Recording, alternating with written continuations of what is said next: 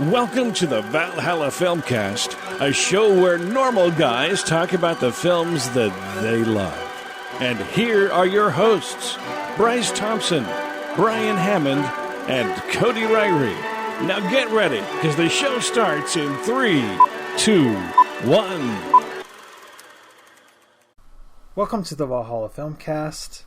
I am Bryce Thompson. I am here with Cody Ryrie. Bonjour. We are Brian-less tonight, but that's okay. He will be back with us. But for now, we're going to talk about Rogue One, the newest Star Wars in the sequence. I don't know. It's not really in sequence, though. Whatever. The newest Star Wars, yeah. Anyways, so Cody has done a review of this movie. If you haven't listened to it, go listen to it now. This is a spoiler show. There will be spoilers. In fact, turn it off now because I'm going to say one right now. Okay, everyone dies. There you go. Everyone dies. Which was very interesting to me. Since Cody already told you what he thinks of it, I'm going to tell you what I thought of it. I don't know. I think I know, but I don't. I'm confused about my feelings that I have for this movie. You're going through puberty with this movie? Yes. It's the only movie that, like, I got bored during some of it a little bit, and when the final scene where the main guy and main girl are dying together, I was like, okay, let's go. Like, I was kind of done with everyone dying, and like I was like, this is okay, let's just be done. Okay, whatever. But I'm glad that I stayed to the end because that was my favorite part of the entire movie. When Darth Vader comes back and destroys those dudes, it was awesome. And then they hand the plans to Leia, and you're like, whoa, it's Leia. There's mad science going on right now because they made that lady young again. Like, I agree. Well, I think I had a little bit more of a positive view, although people who listen to my other review may not think so, because I was fairly harsh on it in my initial review. But that scene with Darth Vader at the end, the movie's like worth the price of admission just for that. It is. It moment. is because it's so well built up. I mean, it's dark; you can't see at the end of the scene. They're all like tense, and then you just hear the breathing for a second, and then the lightsaber clicks on, and he just tears everybody up. And it's awesome. And it doesn't, like... He doesn't become, like, computer-generated Darth Vader who can flip around and whatever. He's still Darth Vader. Oh, yeah. You know, he still moves like Darth Vader. It's nothing that's, like, takes you out of it. It's just the awesomest form of that character possible. Because the prequels, you know, love him or not, or hate him, they did kind of humanize Darth Vader to where he became kind of, you know, a whiny teenager. Ooh, and in this one, they're like, no, we're taking it back. You know, we're making Darth Vader the bad guy, just straight and no qualms about it. And that was really, really awesome. I have to say, that's the best part of the movie is Darth Vader. He's only in it for a short bit, but when he's in it, it's awesome. Like when the commander guy, the main bad commander guy, is like talking to him, and he like mouths off to him. And he, like, force chokes him. And then I like the dude's look after, like, he, like, lets go. And he's like, dude, I'm going to murder your family. And, like, the look that he gives Darth Vader, I was like, dang, man, you better watch out. He's going to... Yeah. It's Darth Vader. Yeah, well, I mean, come on. For me, like I said, one of the things I didn't like about the movie as much is I missed the Jedi. Yes. And Darth Vader was... the only one we had. Yep. So that was, you know, I mean, Jedi, Sith, whatever. But the only Force really strong character and the only lightsaber. I don't think you can go through a Star Wars movie without cracking open a lightsaber. You have to. It's required at least one point. And why not one of the coolest characters to do it? Yeah. Yeah. I liked most of the characters in it. They were all pretty cool. I liked the new robot guy. He was interesting, witty. He was fun. The two Asian guys, I liked them. Yes. The blind force guy and his awesome machine gun wielding buddy. They were really cool. They had great death scenes. Yes, they did. I'll tell you that. Yes, they did. The one guy, the blind guy, walking out doing his little prayer mantra and flipping the switch, and the other guy even was cooler. He keeps getting shot and getting back up and cocking his giant shotgun thing. Yeah, that's and so shooting cool. people. They go out in very awesome ways. Yeah. A lot of them. Well, the pilot, not so much. The pilot gets a grenade thrown next to him and looks at it for a second. And it's like, oh crap! Boom. I know they're just like, okay, we're done with you. Bye. I know it's like the quickest death scene because everyone's kind of dying slowly, and you're kind of catching on what's going on, and then they just throw a grenade and boom. Oh, okay. Well, the moment worked because when it blew up the ship, which was their way out, and it cuts to the machine gun Asian guy. Yeah. And he has this look like, well, I guess that's that. Yep. He knows they're not getting off now. Mm-hmm. So it worked because of that, but the poor pilot, they bring him in, they torture him with some slimy tentacle thing, and then he has about 3 or 4 lines, and then they kill him. And I was like, man, that guy got screwed over in the script department pretty bad. I didn't think he had much to do. No, definitely not. I liked his character. I thought he was pretty interesting, how he's the one that delivered the message. Oh, crap, what's his name? The guy who raises the main girl. Who's the actor guy? Oh, yeah. The character's name is Saul Guerrero. Yes, I don't know why I remember that. Yeah. I don't remember anybody else's name. I know, neither do I. Neither do I. But that one stuck in my brain for some reason. Forrest Whitaker is the actor's name. Yes, I don't know how I feel about that character. Yeah, there's some odd choices being made about the voice and things. Because when I saw him, I kind of saw bits and stuff in the previews, and then they talk to him. And he says, come out of there, little girl or whatever he calls her. And I was like, dude, he's going to be cool. And then he's just some old weird guy. And I was like, okay. He's very, in his own way, he's very Vader-esque. Yes. I mean, he's missing limbs. He's sucking on a respirator. He's very interesting. The voice, which he had a normal voice when he was younger, and by the time he was older, he had that really weird lies, deception thing. That was very odd. I don't know. It didn't ruin the movie for me or anything. No. It was just kind of... It's kind of odd. Because I thought it'd be more, and it wasn't. But it wasn't disappointing. But it's just kind of okay, interesting. But the main rebel guy, the main dude in the movie, I guess. I don't know his name either. The Hispanic guy? Yeah. Diego Luna is the actor's name. I've seen him in something else. Don't know what it is. No idea. He's interesting. I don't know how I feel. I think I like him, but I think I don't. I don't know. This movie is... I liked his arc. I liked the fact... Well, here's the thing that was confusing, is the first time I saw the film, I've seen it twice now. Yes. And as is my wont, I liked it a lot better the second time. But his character kills a guy at the very beginning of the film. Like an Imperial guy who's helping him. Yeah. Because he might give him away. He just murders him in the alley. Yeah. And because of the way it was staged, the first time I saw it, I was very confused and thought he'd been shot by a stormtrooper off screen. Oh, really? And so his whole arc about you carry your prison around with you, and he's like, I've done terrible things. I'm like, gosh, well, you could have shown something that would have helped. Really? I was so confused the whole time. And then I was listening to somebody else talk about it, and they're like, yeah, he straight up murders that dude. And I was like, what?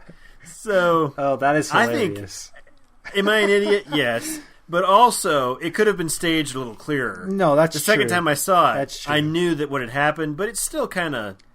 And I understand they're wanting to come back from it because you're showing your main character murder somebody, and you're like, it's Disney after all. Yes. But they could have made it a little clearer. They can't just put laser to his brain and just yeah, exactly. Just cap him in the temple. Yeah, exactly. That'd have been awesome.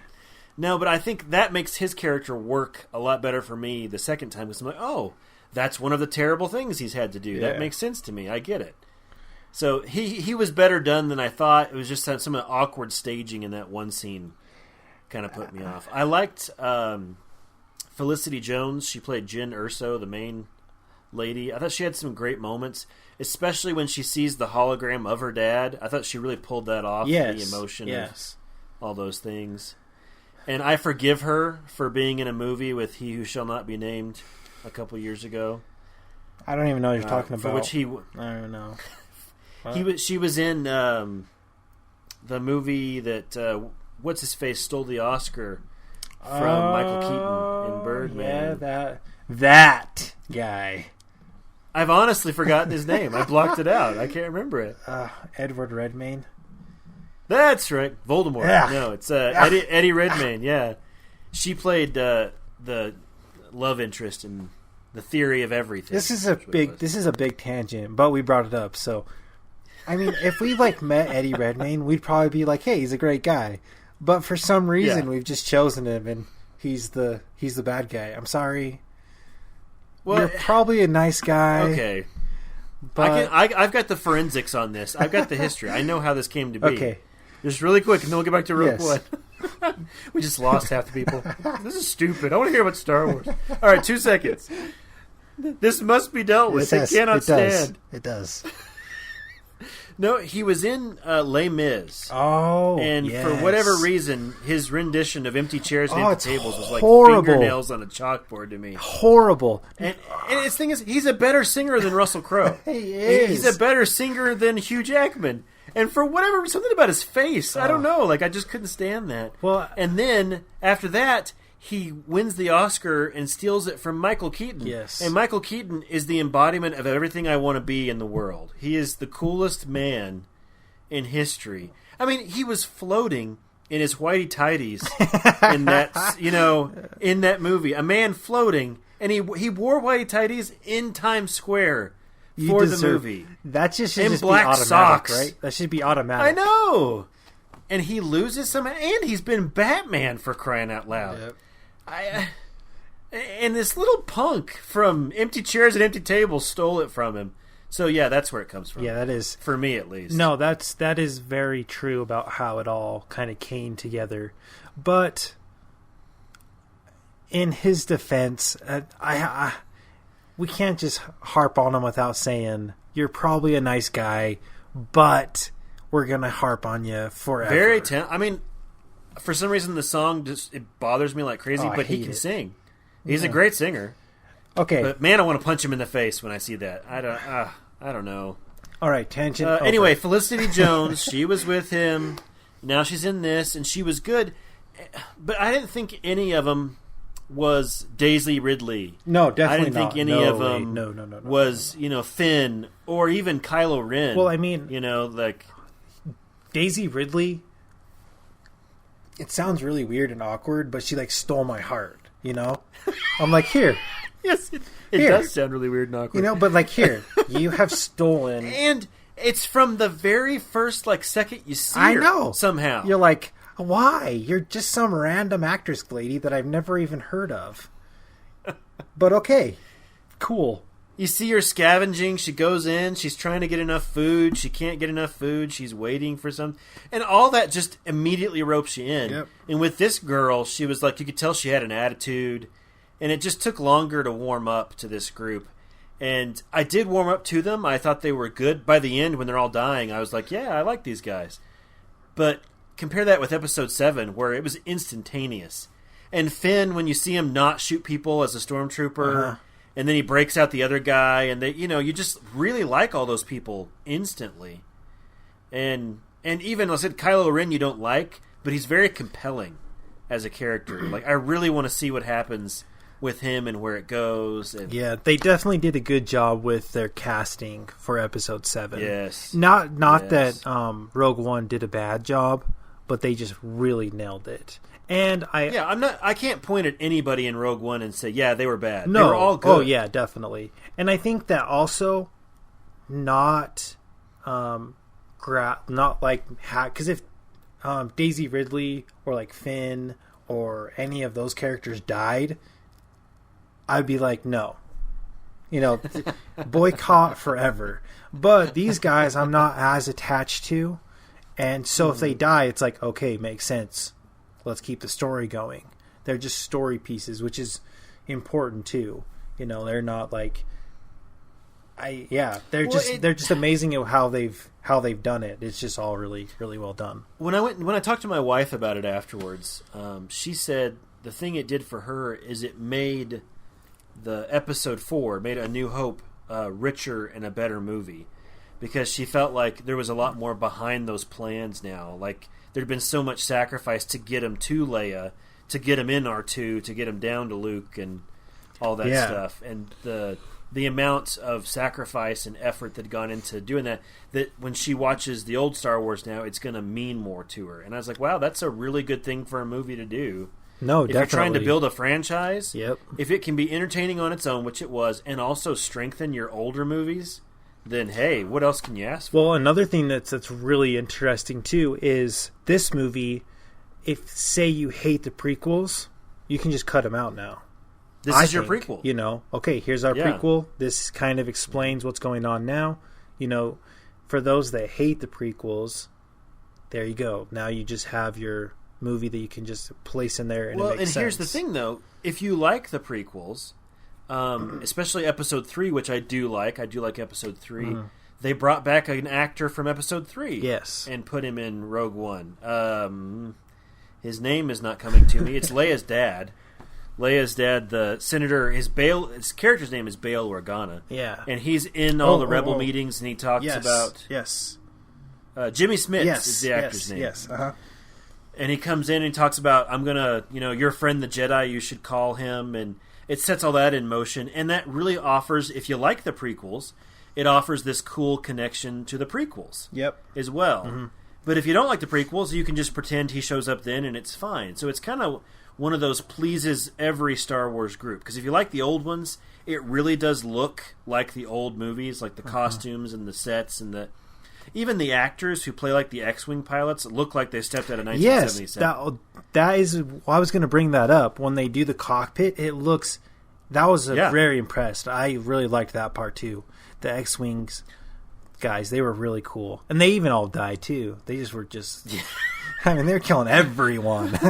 Well, and here's the interesting thing. I found this out. It's a little behind-the-scenes stuff, because when I was watching it, I've seen Star Wars thousands of times, and a lot of the pilots that are in Rogue One are also pilots in the next Star Wars movie. Oh, that's cool. And how that came to be is they were going through the Lucasfilm archives, and they found a bunch of extra footage. Yeah.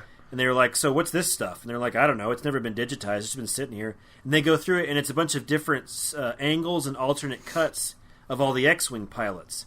And so they use a lot of that unused footage to put those actors at that same age in this movie. That's awesome. Which is really cool if you're a Star Wars nut. You get to see a lot of the same pilots. That is awesome. You're like, hey, that's awesome. It's a really cool connection. No, I think... So it sounds like we're dogging on it. I don't want us to sound like we're dogging on it. I really did like the movie. Yeah. No, I think that this movie is perfect. It's doing its job perfectly. Like, I don't... Honestly, like, let's step back 5 years from now.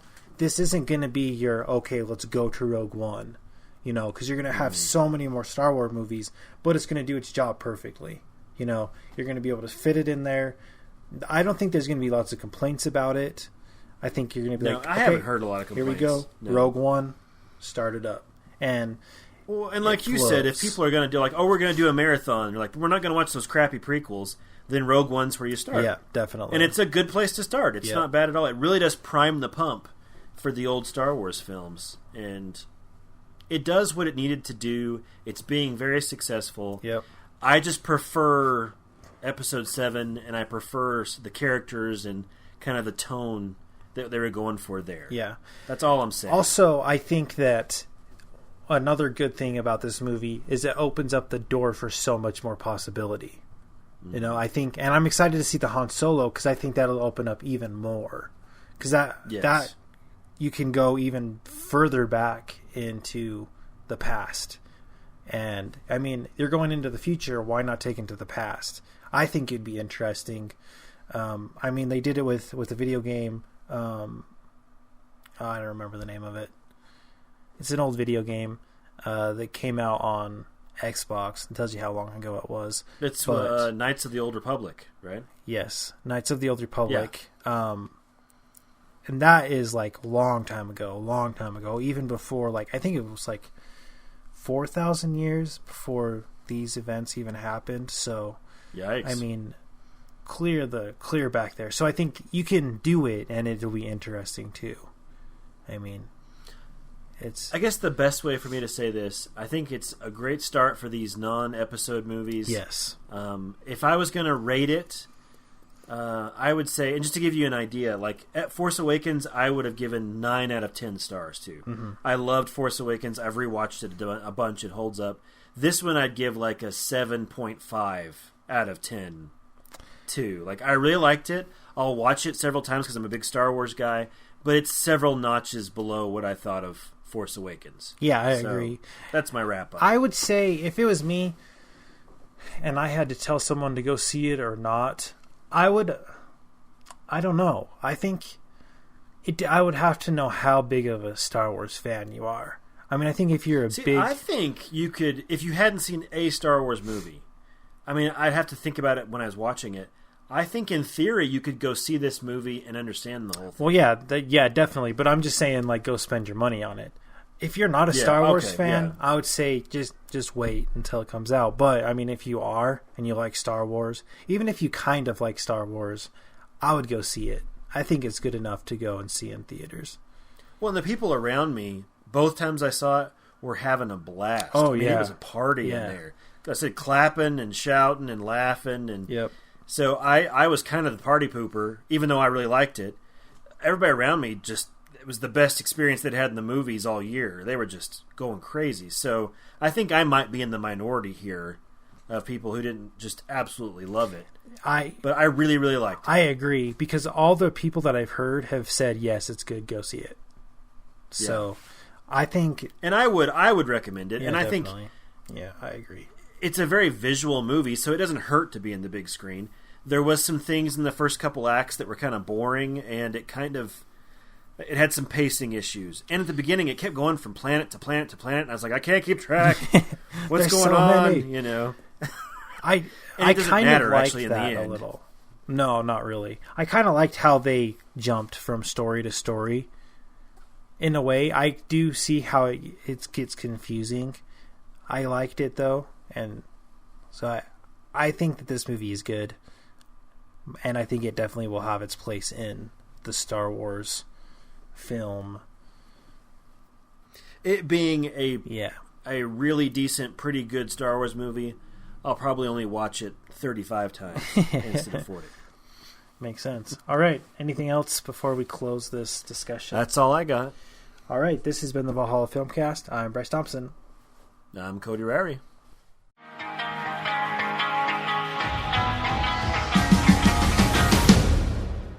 The following views, opinions, and commentary are the sole property of the Valhalla Filmcast. Any unauthorized reproduction without prior consent is prohibited. Any incidental music, audio clips, or film trailers are used for the sole purpose of film criticism and commentary as allowed under the Fair Use Act.